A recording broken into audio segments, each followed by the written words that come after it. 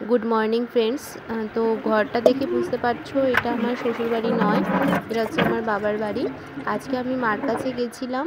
আজকে আমাদের এখানে ভোট ছিল, তো আমার যেহেতু নাম এখনও চেঞ্জ করা হয়নি, তো সে কারণে আমার বাপের বাড়ির টাইটেলই এখন রয়েছে। তো সে কারণে আমি মার কাছেই গেছিলাম ভোট দেওয়ার জন্য, আবার বিকেলেই চলে আসবো। তো মার ঘরে পুজোটা দিয়ে নিয়েছিলাম, দিয়ে ভোট দিয়েও চলে এসেছি। রাত্রিবেলায় বাড়িতে চলে এসেছিলাম, সন্ধ্যের দিকে শ্বশুরবাড়িতে চলে এসেছি।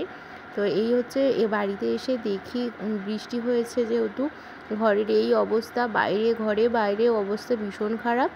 তো সব কিছু এখন আমার পরিষ্কার করতে হবে, তো ড্রেসটা চেঞ্জ করেই আমি পরিষ্কার করে নেব। বিছানাপত্রের অবস্থা সকালে যেরমভাবে রেখে গেছিলাম, আমার বর যেহেতু বাড়ি ছিল ওর অবস্থা আরও খারাপ করে দিয়েছে। তো যাই হোক, এই বিছানাটা পরিষ্কার করে নিয়েছি। তারপরে এই যে এটা হচ্ছে আমার জানলার এইখানটার তাকটা, এইখানে সব সময় নোংরা পড়ে থাকে, তো এই জায়গাটা আমি পরিষ্কার করে নেব। মানে এই জায়গাটা নোংরা থাকতে আমার একটু ভালো লাগে না থাকলে, তো এই জায়গাটা একটু পরিষ্কার করে নিয়েছি। এর মাঝখানে আমার অনেক কাজ রয়েছে, ছেলেকে খাওয়ানো, তারপরে ছেলের খাবার তৈরি করা, সব কিছুই করে নেব। তো ছেলে ওর বাবার কাছে ছিল নিচে, আর ওপরে আমি ঘর ঝাড় দিয়ে নিচ্ছিলাম। ঘরে প্রচণ্ড পোকা হয় আমাদের, জানো তো, আমাদের জানলার এই পাশে না একটা জঙ্গল টাইপের রয়েছে, তো খুব পোকা আসে। জানলা খুললেই পোকা আসে, আর এত গরম লাগছিল, জানলা খুলে দিয়েছিলাম, পোকা ধুলো বালি সব ঘরের মধ্যে ভর্তি হয়ে গেছে। আর এই যে আমি আমার এই ফাঁকে আমি আবার নিচে চলে এসেছি, এসে ছেলের খাবার তৈরি করব। খাবারটা বসিয়ে আবার ওপরে এসেছি ঘর মুছতে, কারণ কালকে ঘর মোছা হয়নি, কালকে একদম সময় পাইনি ঘর মোছার।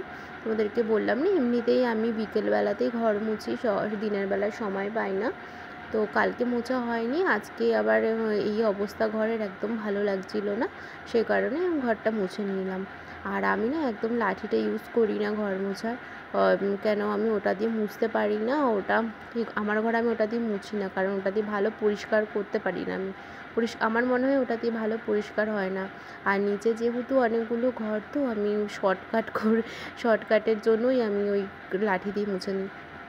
আর উপরে ঘরটা একটু আমার বাচ্চা বেশি থাকে, তো উপরে ঘরে বেশিক্ষণ, তো এই জন্য এটা পরিষ্কার রাখার চেষ্টা করি, ভালো করে মুছি।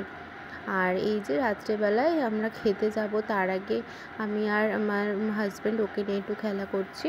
তো দুজনে খেলা টেলা করে, ওর যেই ঘুম পেয়ে যাবে ওর পাপা ওকে ঘুম পাড়িয়ে দেবে, আর আমি খেয়ে আসবো। তো আজকের ভিডিওটা এইটুকুই। যদি তোমাদের ভালো লাগে একটা লাইক, কমেন্ট এবং শেয়ার করে দিও। Thank you.